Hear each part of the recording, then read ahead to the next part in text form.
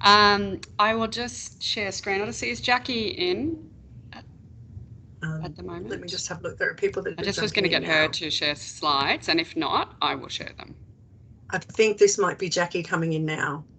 I've got a Jackie that I've just let in. I'm going to share, and then I can always swap over just so people aren't waiting. Is that working? Can you see that or not? No, okay.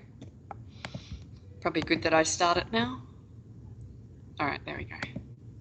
I'm able to just check the Jackie that just came in. Is that Jackie Levick? Yes. That's a good answer. Thank you, Jackie. We're just about to start. Welcome. Do you want to share screen, Jackie, or would you like me to? Maybe you, if that's okay. Sure. For some reason, this camera business isn't working. Is that going to be a problem if my camera's not working? Well, it's ideal if it is, but I'll share screen most importantly, and then you can fiddle around with that. Yeah, I just might have to change devices. I've got a nice little picture of you up now, so. Oh, yes, I can see. Yes. Can everyone see that okay? Perfect, Eddie. Thank you. Yeah, okay, great. Thanks. So that's all I look like anyway. Sorry? I said that's all I look like anyway. I'm just going to turn my volume up so that I'm not saying sorry the whole time. Shall be better. Excuse the little, it doesn't matter how many times I do a Zoom call, I'm always having trouble when I'm handing over or sharing screen.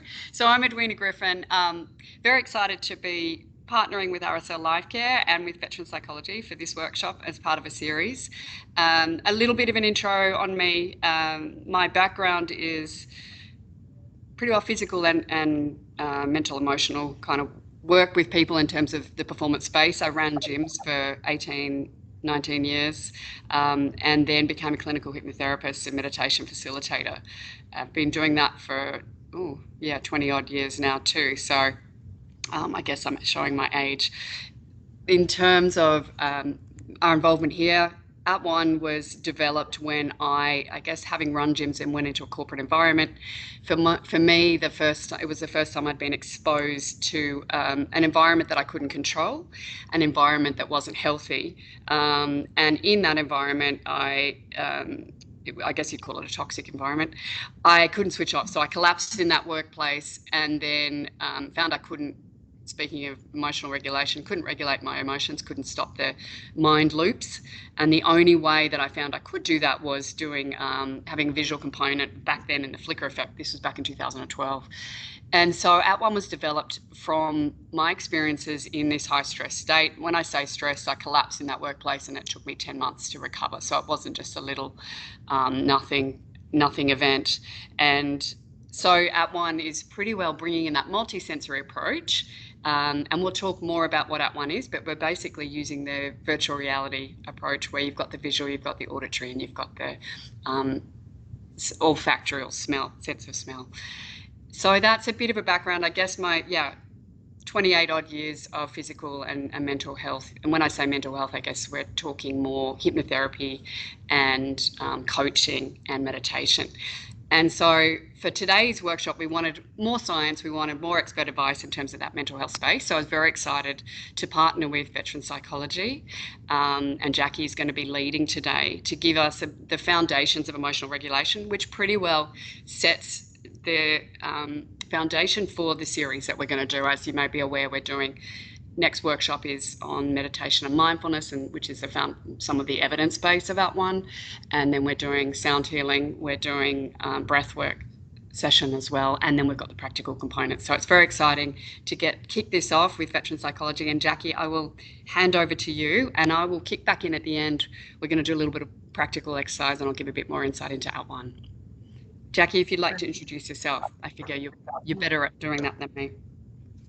Thank you very much, Edwina. Yes, so my name's Jackie. I am a veteran. I spent 10 years in the military as a psychologist, and I work with Veteran Psychology to provide mental health support for anyone eligible through the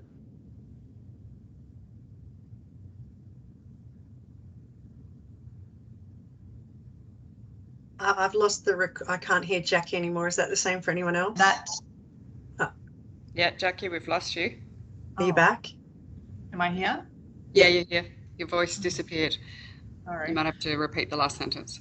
Yeah, so working from Townsville, I also work at the private hospital teaching dialectical behavioural therapy skills, so DBT skills, of which emotional regulation is a huge component. So I'm really excited to be here today to help, spread the word even further. Brilliant. I will be your slide flicker, Jackie, so you just let me know. Brilliant. All right. So let's talk about emotions. What are emotions?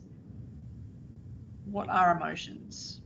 Well, emotions are shortcuts. They provide us information on what's going on in our world, and they're actually extremely important because it allows us to make a quick assessment of what's going on without having to stop and think and break everything down.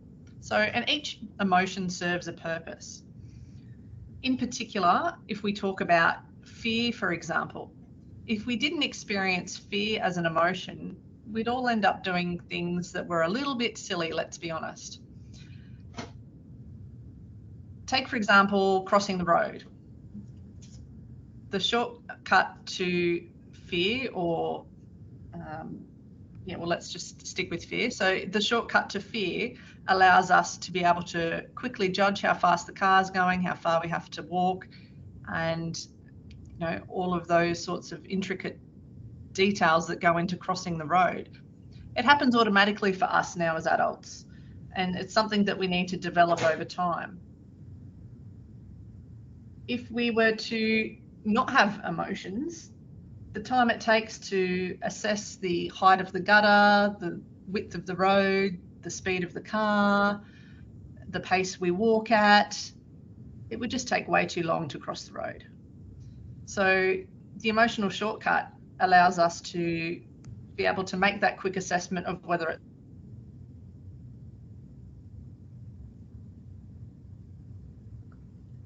Jackie, I can't hear you again.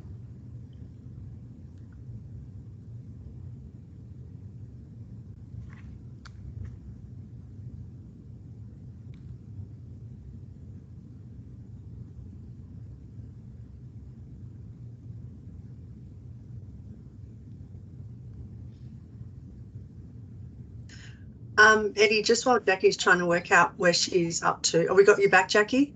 Yes. All right, see how you go, because if there's issues with your tech, Jackie, I'll go first so that you can get it sorted so that we're not stopping and starting, just because otherwise it's hard to listen when it's dropping out. So do you want me to go first, or is it going to settle in terms of your internet? And apologies, everyone. It was working before. Perhaps you go first and I'll try and get a more stable line. Okay, no problem. So, all right, let me just, okay, we will go to, I will talk about one, and we're going to do a little practice. The good thing about this is after having had a little bit of a false start, we're going to all get very relaxed because we're going to end up with a bit of a meditation mindfulness session. So session's probably too strong a word, but mindfulness exercise. So as I mentioned, Out One is around empowering people. We're all about empowering people to perform at their peak every day. And that's really the foundations of what we're trying to do. And bringing in different experiences for people in a virtual space. And the great thing I love about virtual reality and tech is, well, one, it's great to be able to have tech working for us for a change. Instead of it stressing us out, it's actually assisting us in this instance. How many people, I don't know, can we do a hands up, or a yes? How many people have used virtual reality in on the call? Are there many people? Great, Mark, thanks. And many people, Mark, is that with, that's one with gaming. A lot of people have used it in gaming. And so actually I think gamers are getting into using it in that meditation mindfulness space as well, to control their emotions for better performance in the game. So there's another angle. In terms of the proven methodology, I'm sure most of us are aware of the benefits of meditation and mindfulness are pretty well researched and well documented. The exciting part about having this tech, from my point of view, is there's also a lot of research now in the virtual reality space to show how much that is also assisting. And we've actually got preliminary results from @One. We've been working with Australian Catholic University Mind and Brain Research Centre, and they have some fantastic results so far. Looking at mindfulness. So they're looking at mindfulness, and when we define mindfulness, we're saying it's being aware of the present moment while observing your thoughts and emotions without judgment. So when they've, in this research, so this research started about 12 months ago, they have a mixed population of different ages and different genders. They're looking at basically whether or not @One, the virtual reality solution using meditation and mindfulness, showed any improvement in aspects of mindfulness. And the results, and again preliminary, we've probably got another 3 months to get more data, but at this stage it's showing that using the virtual reality with meditation has an ability to improved ability to describe your thoughts and feelings, or our thoughts and feelings, a non-reactivity to strong emotional states, and also results have been significant with reductions in depression, anxiety and stress symptoms. So it's exciting preliminary results for @One. And there's also significant research in the US with other virtual reality similar products using nature-based kind of environments with virtual and guided visualization showing improvements in, and this list of the benefits are the improvements that have been researched in virtual reality space.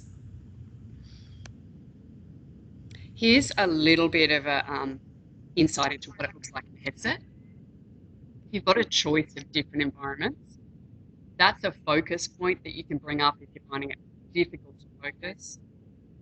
It's obviously the older headset there. We've got a lighter, better one for you guys to use. Some of the different environments.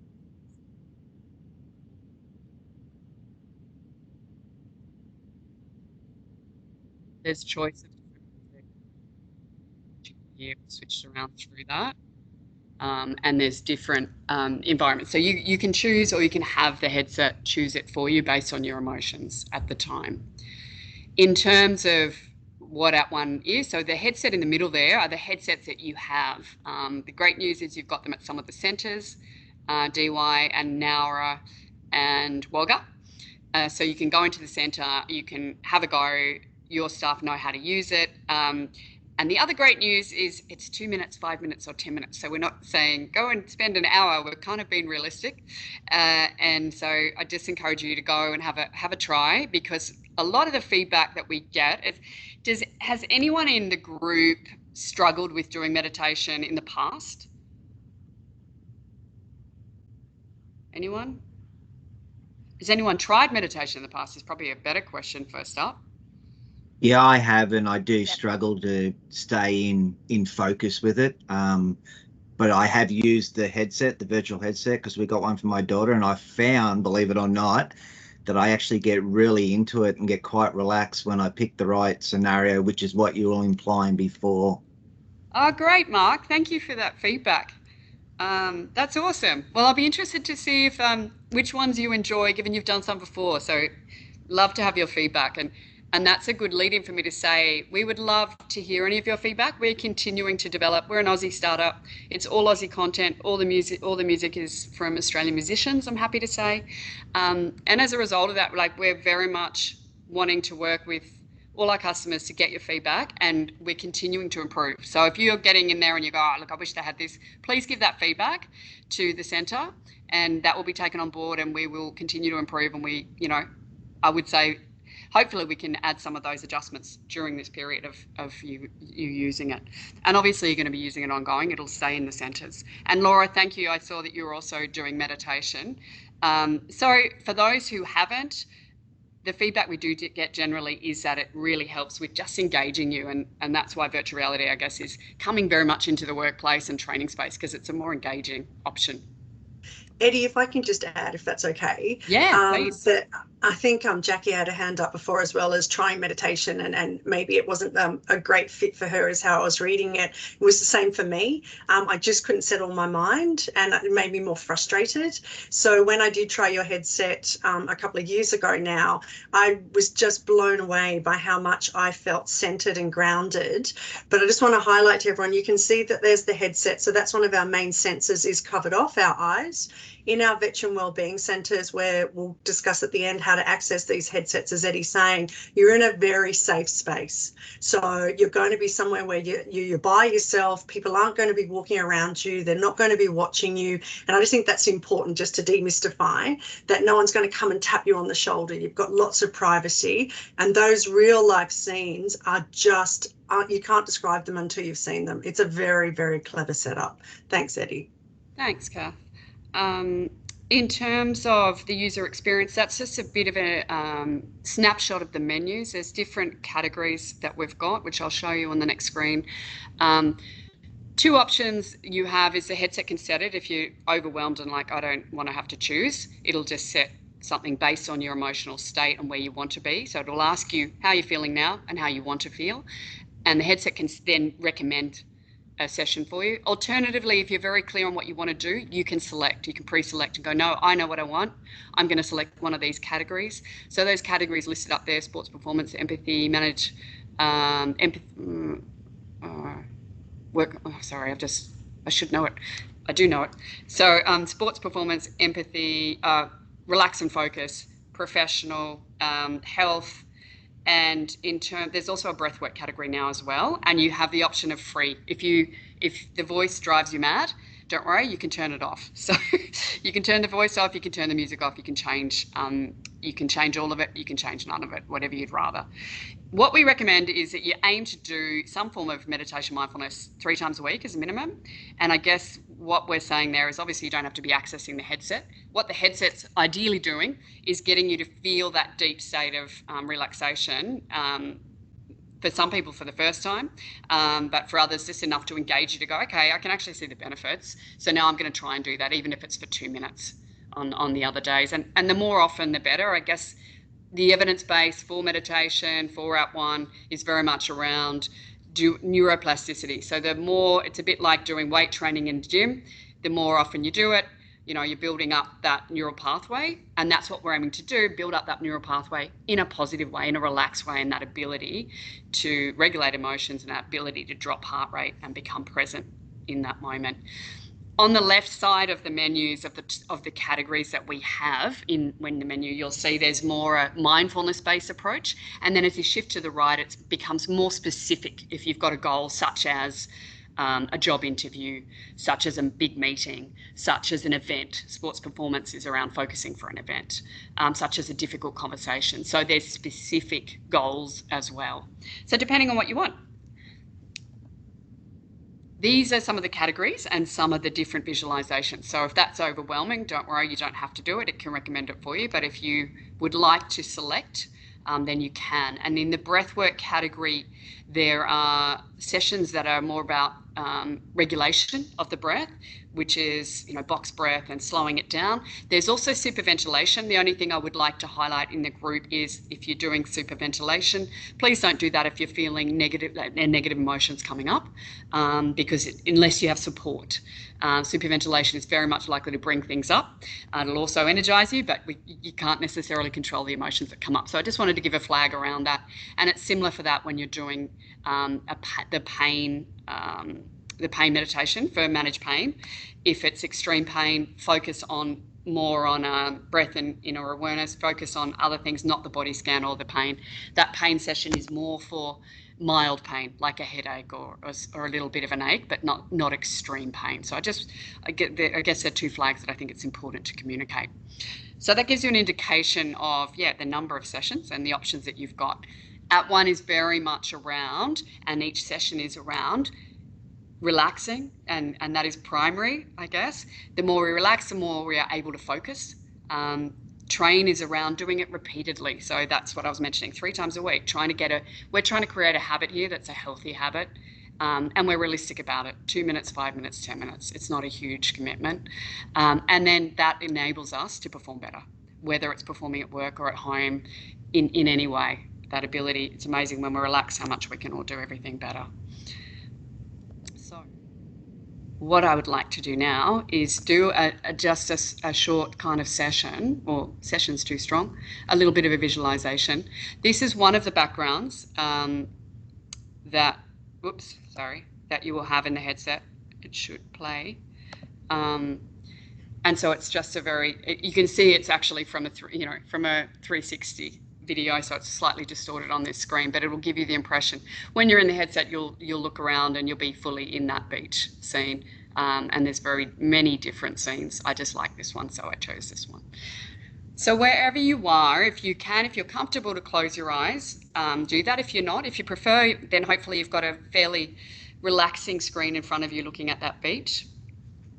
And let's just start to get comfortable in your seat and start to get focused. And we're going to do a little bit of a mindfulness moment for a few moments. I will say that if you struggle in this session, just focus on the waves. If your mind wanders, that's fine. Just come back and tune in when you can, especially if you haven't done a lot of meditation before.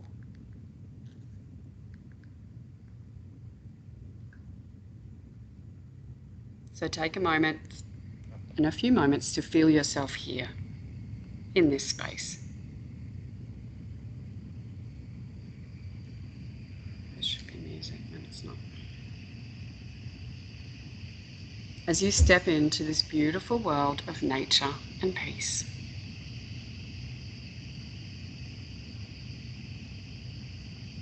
Take a couple of deep breaths as you notice the beauty surrounding you.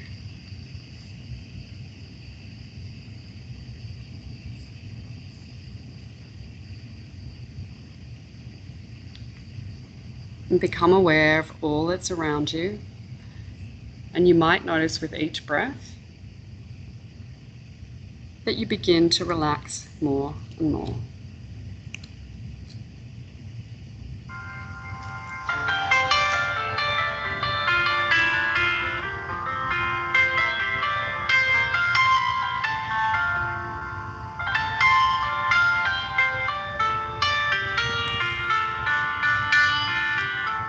If your mind starts to wander, that's okay. Just bring it back to the breath when you notice it's wandering. Acknowledge where your mind goes and try not to judge it.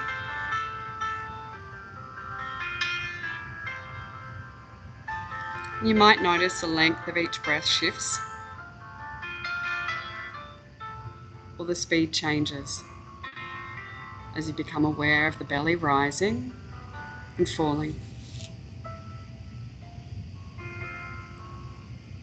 And you might like to place your hand on your stomach as you feel the sensations of the belly rising and falling with each breath.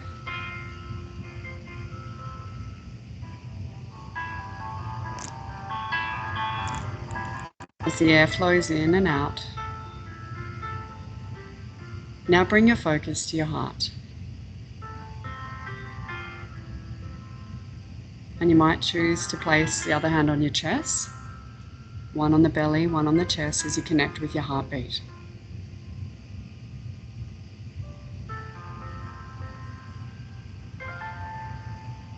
And notice as you relax, the heartbeat may change.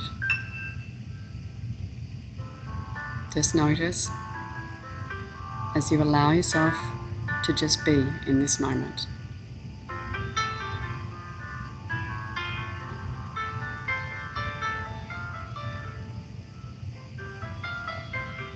Just notice how you feel as you are right now. And as you become aware of your emotions, don't judge them. Just notice and allow them to be.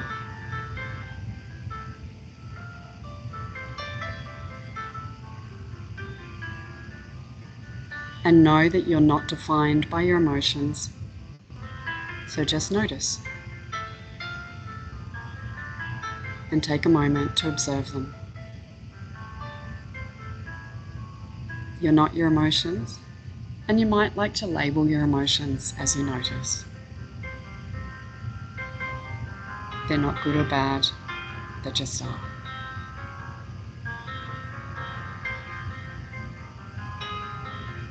And so, as you allow the emotions to be, become aware of whether the emotions make you feel uncomfortable or comfortable, and perhaps thoughts flow into your mind. You might be aware of sensations in your body and just notice whatever comes up. Don't judge it. Just notice.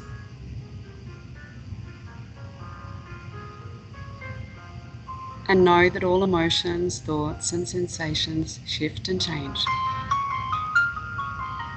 And so they may change as you observe, or not. And so as you allow your mind,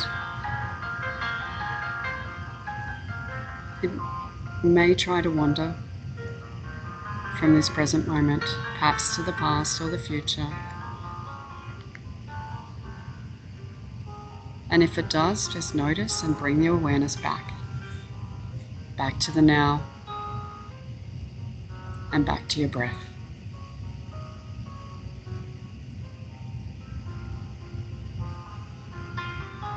As you observe the length of each breath, the in-breath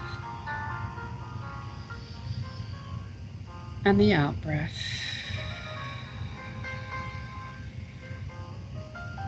just follow the natural flow of your breath. As you begin to notice any sensations in your body, perhaps it's tingling in your body or tension or a sense of release.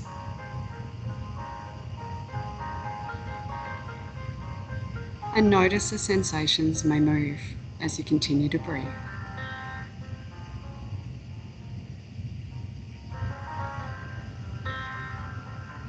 Hold this awareness of yourself, the sense of your body, your feelings and your thoughts, as you expand your awareness out to all that's around you. As you hear the sounds, the music, look at what's around you, notice the colours, and any objects that you're drawn to.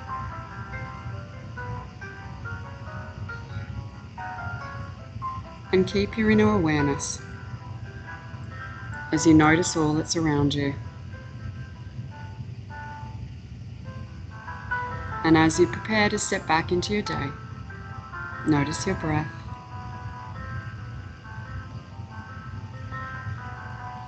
As the air flows in and out of your nostrils, feel your chest expand and contract as your belly rises and falls. Notice your heart beating. Perhaps you can still feel that or hear it. And take another deep breath in and out. And give thanks to yourself for this break you've taken to check in on yourself.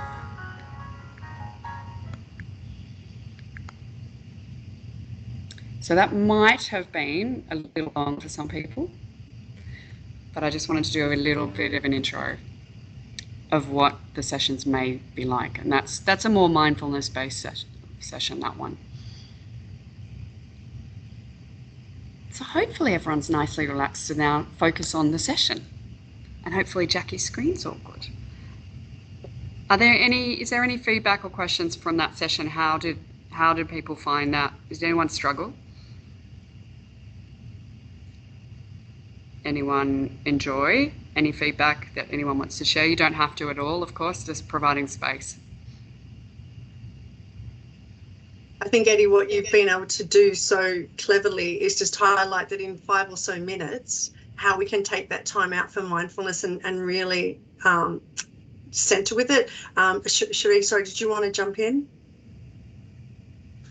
Oh, hi. No, I just, my brain's just everywhere. But always bringing it back to yourself. Yeah. Great. Was it able to switch off at all in that session? Yeah, a little bit in the middle. And then all of a sudden, yeah, I wasn't.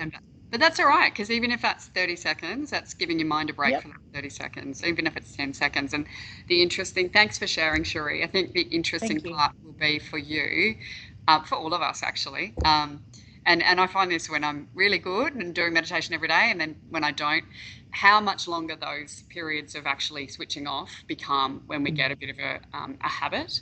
And that's kind of really what we're trying to establish here, is a bit of a habit. So thank you for sharing, because yeah, I think we all experience that on different days. And as I said, that was the reason I developed that one, for that monkey mind that was going on in my own head. So thanks for sharing. And in the chat, Eddie, Rowena's just highlighted that she found it a little overstimulating with the sounds and not hearing the waves. And I think that's a perfect opportunity to really highlight, we have to find the right fit for us and what works. And that's when Eddie said earlier, sometimes we don't need to have the music on or want the music, or what works for us, because we're all so different. Because I don't live anywhere near the ocean, Rowena. So for me, yeah, it was like, where's the ocean? I want to hear it. So yeah, I get what you're saying. No, thanks. And Rowena, in the headset, you will hear the waves. It's a little tricky with the online, and the music. The track that I actually had, to be frank, was a little slower than that, but it wasn't playing, so I had to just choose one. So I agree, it was a little too fast for what we were trying to achieve then. So apologies. Okay, well, I think hopefully we're feeling a little more relaxed, and if you aren't, then please don't take that as, what I do want to say is, if you didn't find that relaxing and it was irritating, or my voice or any of it, please don't think that that's meditation and mindfulness, because when I first started learning, I was only introduced to body scan and I hated it, and then I thought that I couldn't meditate, and I didn't look at it for another 5 years.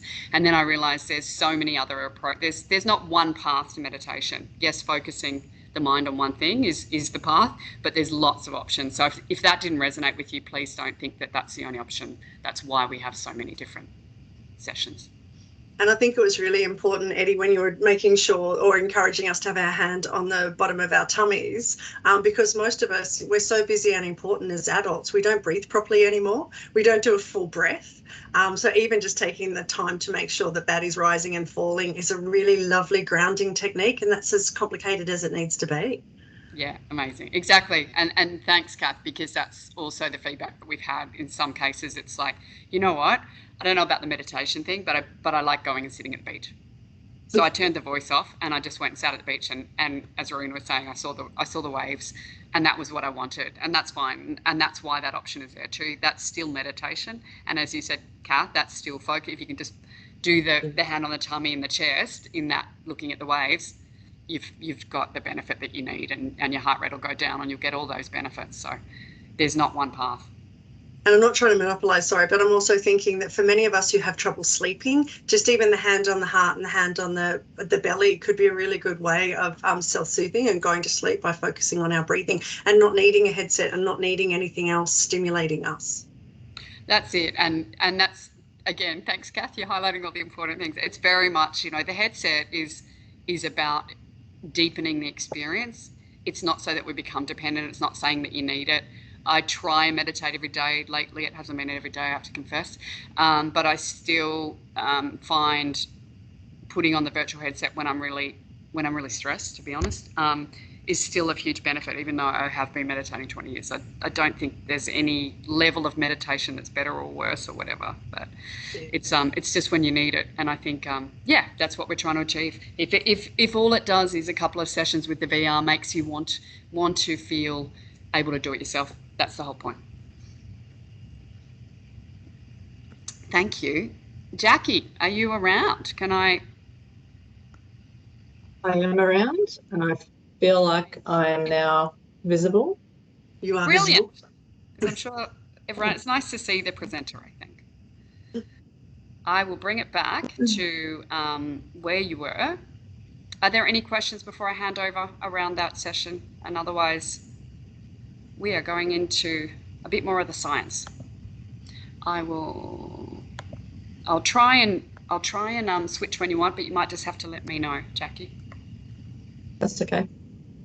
So the overview, why emotions are important, what is emotional regulation and why it matters, how do we do this, and then you've already had the @1 virtual reality experience, which is really important to note that the brain doesn't know the difference between real and imagined imagery. So if you are able to practice those few sessions with the virtual reality headset on, then next time you imagine that same image, it will take you to that same sort of place in that it doesn't know that you're not seeing it for real. So that's quite important. And also, when we're practicing mindfulness, there's 3 core skills of what we're doing. We're observing, we're describing to ourselves what we see, and we're participating. And made much easier when you're able to see something and hear something. You don't have to create that vision in your own mind. Also, we're trying to do this non-judgmentally as well. So we're not trying to judge our thoughts and our own little commentary that's going on there. And we're just trying to do one thing at a time as well. So they're the core elements of mindfulness, and then being effective. So doing it when we need to. So next slide, please.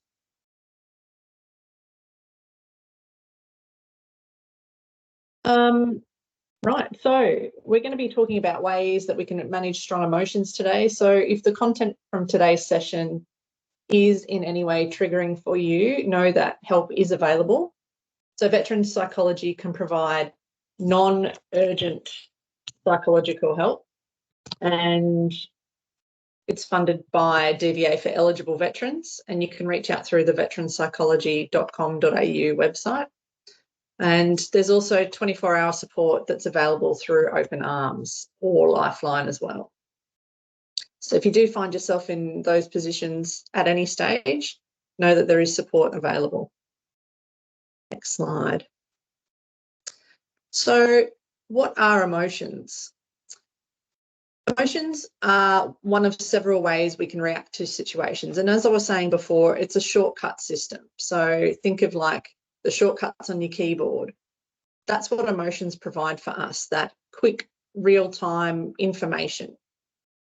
And essentially, emotions are just data. They're providing us data with what's going on in our current environment. So when we're confronted by a situation, we will have thinking, emotional, physical, and behavioural reactions. So cognitive theory proposed that our thoughts impact our emotions, our physical response, and our behavioural reactions. And now we know that all of these different types of reactions can influence each other. So, for example, if someone cuts me off in traffic, I might be thinking, what is that driver doing? What's going on? How dare they? I might feel irritated. I might physically notice my heart racing. And then I might start behaving in an aggressive way, either beep the horn or wind the window down. Okay. And so these reactions can also impact each other and lead to subsequent reactions. So if my heart rate speeds up, I might start thinking that I'm having a heart attack or a panic attack, and I might start feeling scared, and I might then drive to hospital instead of where I'm going. If I'm irritated from the road, I might go home still being irritated and end up being annoyed by my kids and yelling at them for something minor, even though they had nothing to do with the previous incident with the road or the driver. And so it's important to note how emotions can interact with our behaviours, our thoughts, and our physiology. I can't even say the word. Physiology. Yeah. That'll do. Yes. Physiological, that one. That's the one. Physiological response as well. You know, that automatic response, that, you know, shortness of breath, that sweaty palms, those increased heart rates, that nervous tension in your body that you might sometimes notice, sort of that electricity that's going through. Okay, next slide, please, Eddie. Sometimes we might feel a primary emotion, and that's easy to recognize. And for example, we'll use anger because that is one of the, I guess, most relatable examples, particularly within the veteran cohort, right? But it's not always anger that we're dealing with. That's just what's coming out on the surface. That's just what's being expressed, and that's what's being observed. Underneath that primary emotion, there's often other emotions driving it. So I might feel overwhelmed with work. My kids are driving me mad and I snap at them. But I might also feel helpless that my work is impacting my family, or guilty for snapping at my kids. I might feel depressed because I'm not parenting as and being the type of parent that I want to be. So the key message here is that we need to be able to observe what's actually going on beneath the surface. So often we are able to notice our primary emotions, but it takes some skill to notice our secondary emotions. And there's often a lot of reasons why we're so good at dismissing them or only showing the surface type of emotion there, particularly anger. If we think about how we're socialised as younger people, if we're thinking about all those things that we've been taught about emotions as smaller people, and then reinforced potentially by our occupations as well, or relationships that we've had, we're often not able to identify that difference between being hurt or being sad. Or we're not able to identify that we're overwhelmed or stressed. We just know that we're irritated and angry. And depending on how we were taught about emotions when we were younger, it also influences how we express emotion too as we're older. So perhaps we were taught not to cry when we're sad, or not to express any type of emotion at all. That whenever you feel something, just ignore it, move on, get over it. It won't last. And so again, we take those lessons into adulthood, which then makes it difficult somewhat to be able to regulate and balance what's actually going on inside of us. Because even though we have these ideas about emotions, these emotions still turn up. Here they are. And so when we're talking about noticing our emotions, that's all where mindfulness comes in. We want to be able to observe what's going on for us in those core elements. You know, what are we thinking? What are we noticing physically? What are we doing? And then we want to be able to describe what's going on. How do we describe what's going on? We need to notice what the difference is when we're feeling frustrated versus feeling outraged. Okay, and then we need to be able to participate in the moment too. We need to be able to pause and be able to experience that emotion rather than constantly looking for distractions or ways to ignore that feeling. Because if we don't know what we're dealing with, we're not able to regulate it. Okay. And most of all, we're doing this non-judgmentally. So many people, whether it be through my clinic or through the private hospital up here, you know, I do mindfulness all the time and it doesn't work. It's not doing its job. And quite often it's because there's those labels, those judgments that go along with what they're actually observing as well. So that non-judgmental part is quite important when we talk about that mindfulness key in relation to regulating emotions.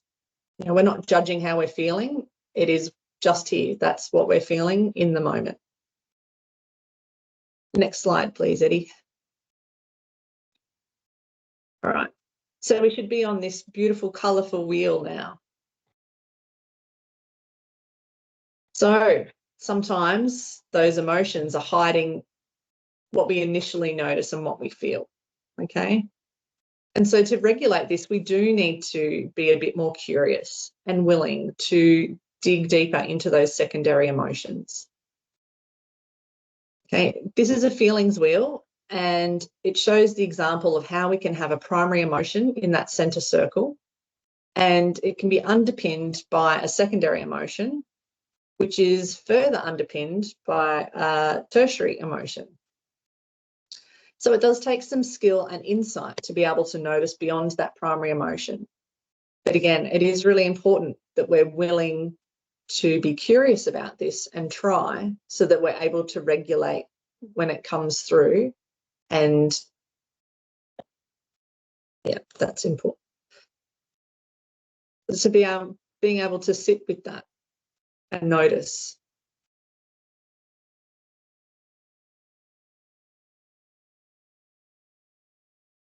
Next slide, please, Eddie. For any people out there that ever do any trauma work, you'll see this model of the brain that gets used over and over and over again.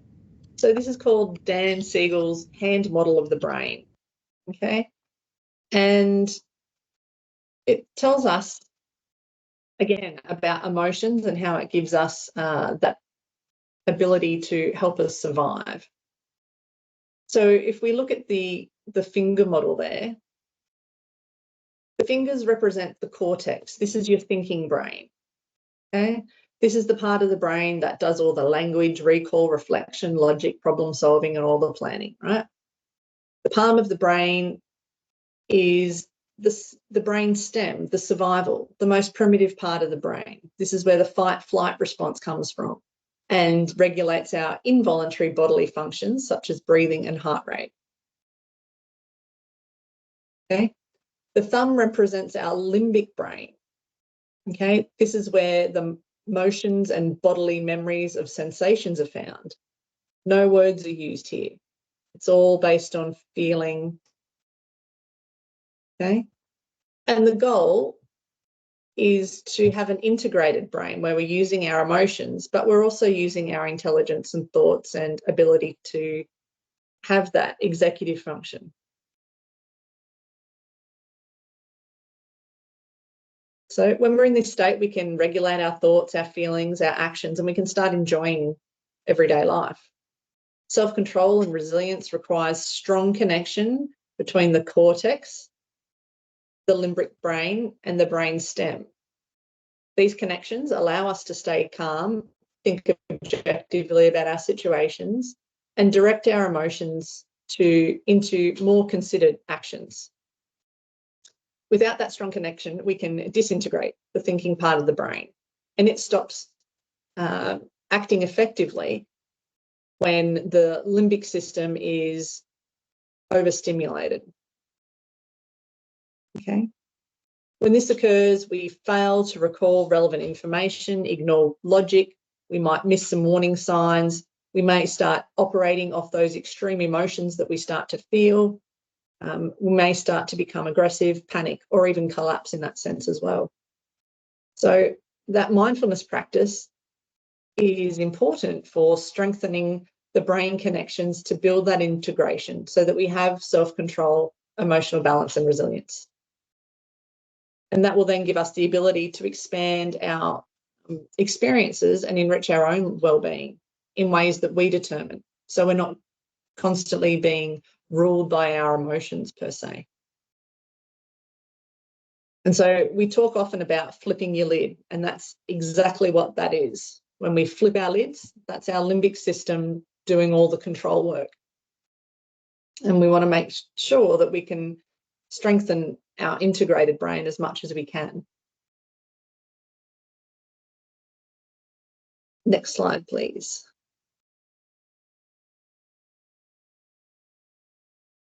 And so why do we care? Why do we want to do this? Why are we going to put in so much work into regulating our emotions?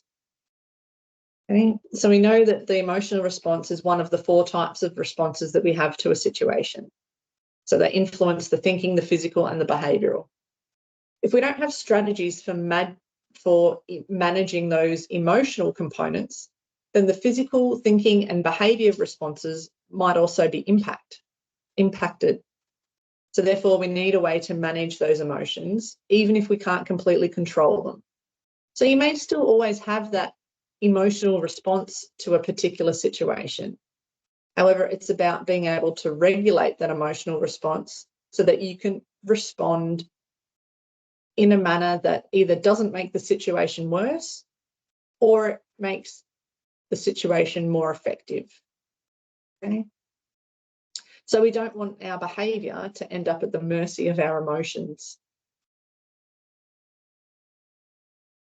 If we're able to regulate emotions, then we're able to understand what's going on for us. And it may actually provide more useful data for us when we're trying to interpret a situation.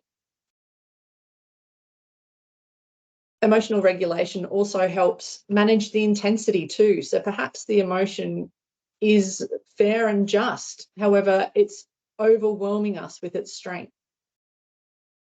If we can regulate that intensity, we can then prevent it from taking control. You know, giving ourselves a little bit more buffering time. It helps us communicate our needs to other people as well. So we're able to express ourselves more effectively when we're able to communicate more calmly. That in turn helps the other person listen and gives them the opportunity to have our needs met. Again, it helps with stress management, being able to stay calm in challenging situations, and helps protect that mental well-being as well. You know, and then in the work setting, it helps with professionalism as well, so that we don't start to take things personally. Okay, but again, it's kind of like a garden. It needs nurturing in order to maintain balance. So it will need constant work. Next slide, please, Eddie.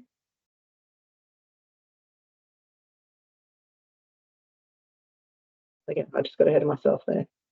So yes, it's going to enhance that longer term well-being as well. You know, help us improve relationships. It can help us end destructive relationships. I went ahead, don't worry, Jackie, with your slide. All So right. Yeah, I can't see the slides on my screen. Okay, so I've gone past the why because you'd already done it. So I've gone forward. The sad, happy faces. Yeah, that's where we're at. Thank you, sorry. There are many different ways that we can regulate our emotions. So there are 9 strategies. They're from a therapeutic approach called dialectical behaviour therapy.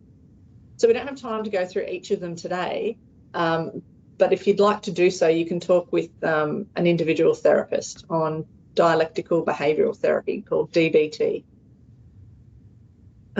Very briefly, it's about recognising your emotions, developing a language for what you feel, what you notice, the physical experience that emotion can help. Overcoming barriers to healthy emotions as well. So identifying and understanding those barriers, exploring strategies for overcoming those barriers, and being able to set intentions, making plans to overcome them can also be helpful. And then being able to reduce that physical vulnerability to our emotions. Looking at... Sorry. Looking at slide issue. Apologies. Some of the aspects that influence how we feel. So perhaps you've noticed that when you're more sleep deprived, you may become a little bit more cranky, or when you only eat fast food or junk food, that your energy crashes a lot more often and a lot more frequently. You know, so that can also be our emotions driving our behaviour to choose fast food, which then leads to energy crashing. We're also wanting to reduce that cognitive vulnerability as well, noticing those patterns of unhelpful thinking. Sometimes they're called cognitive distortions or faulty thinking habits, depending on what type of therapy model we're looking at. But again, if we start to experience emotions that are not helpful, given the situation, we may start thinking in unhelpful ways. So we want to be able to increase your positive emotions as well. And we do this in the short term and the long term by examining our thoughts, fact checking what's actually happening, increasing pleasant events. So making sure that we're getting out and doing positive events, activities as well, and noticing, being mindful that we're actually having an enjoyable moment. Being able to be unmindful of worries, and then identifying some actions and goals that can help increase those positive emotions as well. You know, we also want to be mindful of emotions, and that suppressing that emotion, as I spoke of earlier. Mindfulness of noticing without judgment, allowing that emotion to just be there, gives us a better outcome than trying not to feel anything at all. Emotional exposure, allowing yourself to feel rather than avoiding, can increase your tolerance to strong emotions as well. And so with any type of exposure, this would just be done gradually and perhaps with the support of a therapist as well. Doing opposite actions. So sometimes our emotions give us really strong urges to behave in a certain manner. So perhaps I'm feeling sad and lonely, and that really gives me the urge to want to stay home and not go out for dinner with my friends tonight. However, I know in the long term that's not helpful for me building a better life. So I need to act in the opposite manner to what my emotions are driving me towards. So sometimes we need to act in the opposite way because our emotions are not effective for us in that particular situation. And being able to regulate emotions also helps with problem solving so that you can contribute to the situation and manage it as best you can, even though you're not able to control every situation. Okay.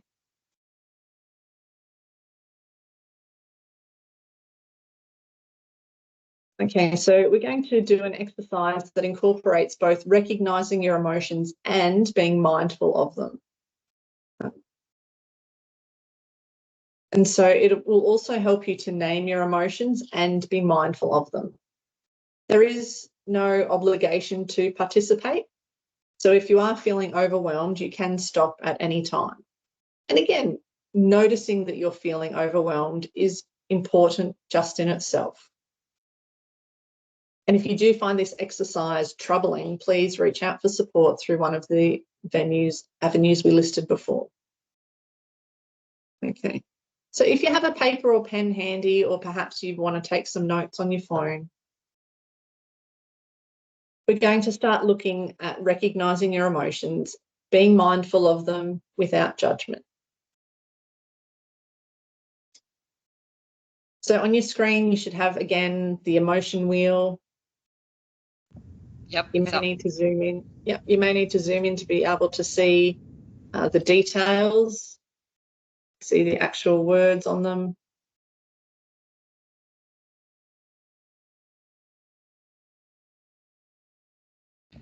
So are we labeling one or two or? Okay, so the first circle is the center and includes the very general descriptions of emotions that we have. Right, so there is more than just mad, sad, bad, glad. Yeah, we've got happy, surprised, bad, fearful, angry, disgust. Okay. And then the second circle describes the first one in a little bit more detail and the third more detail again. So we're going to use this tool and recognize the emotion that you're currently feeling. So just take a moment to ground yourself for the moment and notice what you're feeling, what you can physically feel around you, what you can see, what you can hear. Perhaps you'd like to focus on your breath as you check in with yourself using the center of this feelings wheel. Which word do you relate to most at the moment right now?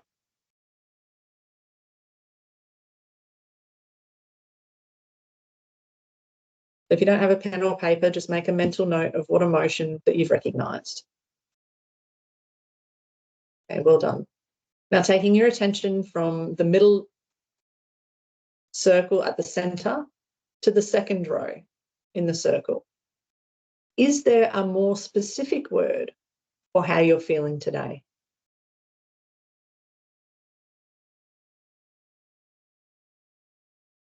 You know, writing that down or making a mental note. And then moving to the third circle. Do you recognise an even more specific emotion that describes more completely how you're feeling at the moment?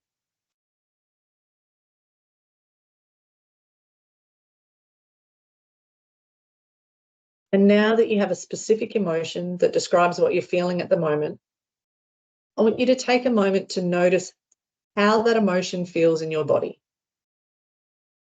We don't need to like the feeling or want it or approve of it.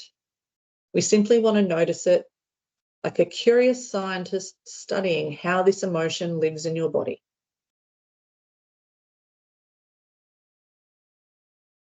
You might like to close your eyes or fix them on a spot so that you're not distracted as you take your attention to how this emotion feels in your body. Where do you physically feel this emotion? What does it feel like? Is it tense, tightness, something else? Is it hot or cold? A different temperature? We don't need to like it or want it or approve of it, just noticing it with curiosity and without judgment. Does it have a shape? Is it moving or still?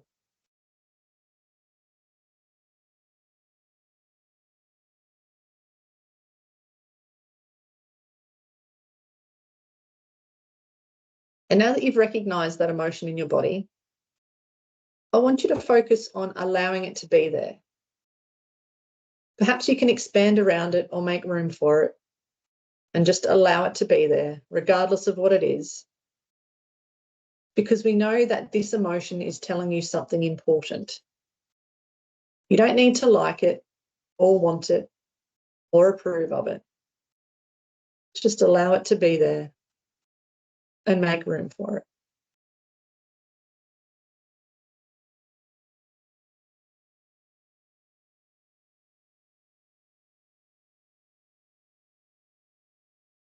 And then when you're ready, you can start to bring yourself back to the room.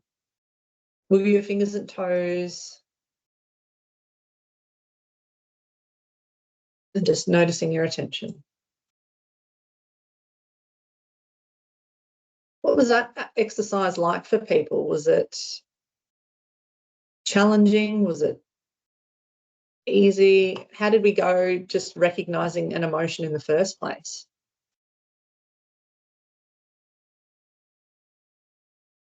Was anyone able to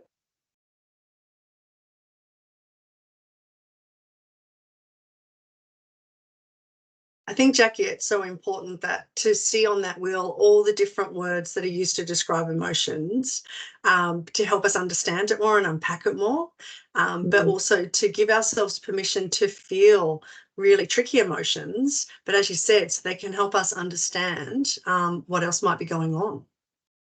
Yeah. Yep. And Karen said she really liked unpacking what she was feeling. Oh, that's fantastic, Karen. Thank you for writing that in the chat. Yeah.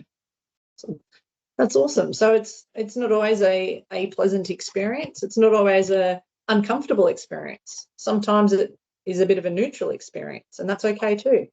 The important part is that if you're trying to change how your emotions dictate your feelings and how your emotions dictate your behaviour, we need to be able to notice, observe, describe these emotions in the first place. The good, the bad, the ugly. You know, we've got to get comfortable being uncomfortable. We've got to do our best to try and put our finger on what exactly is that feeling, because that's trying to tell us something. What is it trying to tell us? Okay. You know, the purpose of sadness is to show us something that is perhaps really important to us. Okay. You know, and it can draw other people in towards us if people are noticing that we're sad, right? Happiness provides pleasure, right? And it helps us connect with others, you know, because at our core, we're human beings, we're human creatures. We need connection and community. You know, anger. You may notice anger from time to time because it's an important motivator. You know, if we never felt angry about something, we'd never really bother to take action against anything. Okay. It can also help us communicate and influence other people as well. Right? That feeling of anxiety can alert us to danger, prepare our body to cope better with threats. And again, it saves us time by getting us primed, ready to go. So yeah, it's important to know that all emotions are trying to tell us something. And recognizing them and being mindful of emotions can be difficult. And it can take some support when you're starting out, whether it's through individual therapy, group therapy, or even those self-help focused assisted technologies, such as the virtual reality program at One has, you know, guided meditations and apps and the like as well. So it is definitely hard work, but it's also valuable and important work as well. So it can help you live the life that you want to live without your emotions damaging relationships or, you know, just getting in the way of you doing you. So today we've covered what emotions are, what emotional regulation is and why it matters. And then a few different skills, just briefly touched on how we can regulate emotions.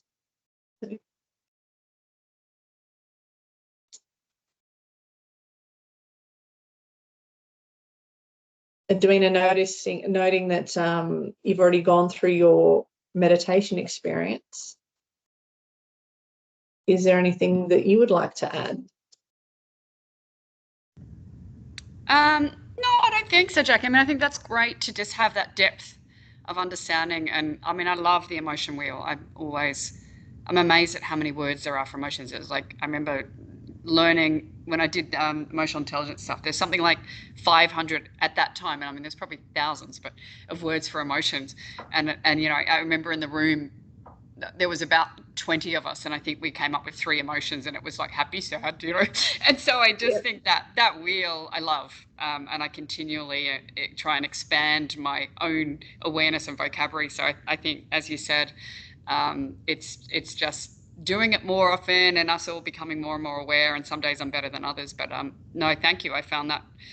And it's less important about what I think, but I found that really a great foundation for that one. And I guess we'll hand it to the group for any feedback they might have or any questions before we hand back to Kath, because I know there's a few other things going on with follow-up and more practical application of this and some fun days that we're offering. So do we want to just open up for questions first, Kath, or would you like to?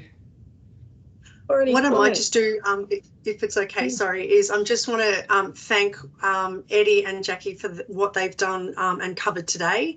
I do want to turn the recording off, so it's a safe space maybe for some people to have their comments or ask questions. So I just want to make sure I don't finish the recording without thanking our presenters.